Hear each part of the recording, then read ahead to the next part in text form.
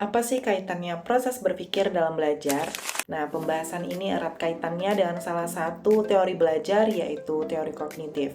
Karena pada teori kognitif ini menekankan kepada proses mental internal, seperti persepsi, ingatan, pemecahan masalah, dan juga pemahaman.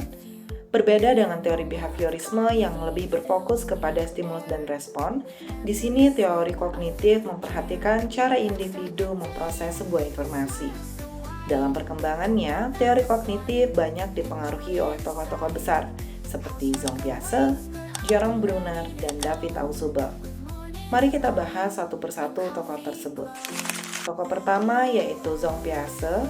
Zong Piaget menganggap bahwa kognitif ini dipengaruhi oleh perkembangan tiap individu.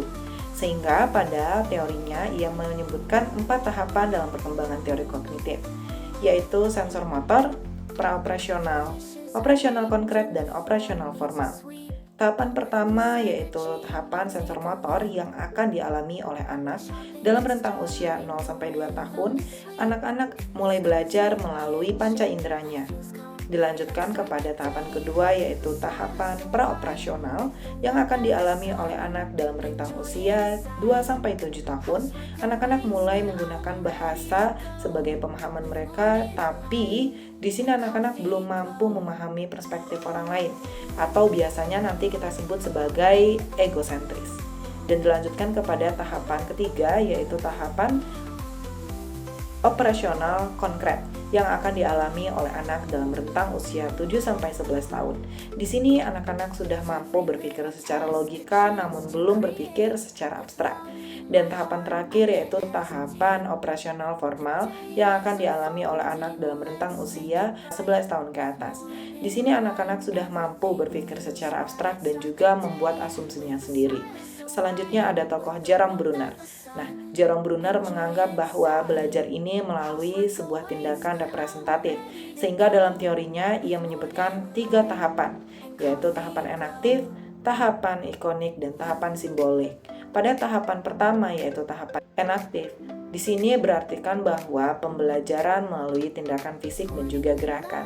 Contohnya, anak bayi belajar meraih sebuah objek. Kemudian tahapan kedua yaitu tahapan ikonik, yang berartikan bahwa pembelajaran menggunakan gambar ataupun imajinasi.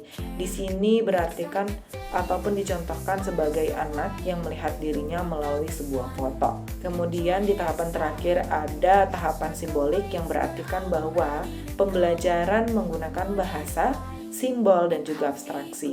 Ya, contohnya seperti anak-anak membaca dan juga memahami sebuah konsep dalam buku tentang sebuah materi. Kemudian selain ada Zong Piaget dan Jerome Bruner, di sini ada tokoh terakhir yang kita bahas yaitu David Ausubel. David Ausubel menganggap bahwa kognitif ini dipengaruhi karena adanya pembelajaran yang bermakna dan peran pengait atau advanced organizer. Pada pembelajaran bermakna terjadi ketika siswa mampu menghubungkan pengetahuan baru dengan pengetahuan yang sudah ada dan mampu menerapkan pengetahuan tersebut menjadi lebih mudah. Di sini juga adanya peran pengait yang disebutkan oleh David Ausubel atau biasanya disebut sebagai advanced organizer, yang berartikan bahwa peran pengait ini diartikan sebagai alat bantu sebelum materi disampaikan. Nah, contohnya guru biologi memberikan sebuah peta konsep tentang ekosistem sebelum materi tersebut diberikan. Nah, setelah tadi kita melihat dari perkembangan teori kognitif berdasarkan tokoh-tokoh yang sudah kita sebutkan tadi, dapat kita simpulkan bahwa belajar itu adalah proses aktif dan juga bukan pasif. Di sini pembelajaran berlandaskan dengan teori belajar kognitif bisa diterapkan dengan penggunaan peta konsep sebelum pembelajaran dimulai. Di sini dapat kita simpulkan bahwa belajar bukan suatu hal yang dihafal, akan tetapi dipahami.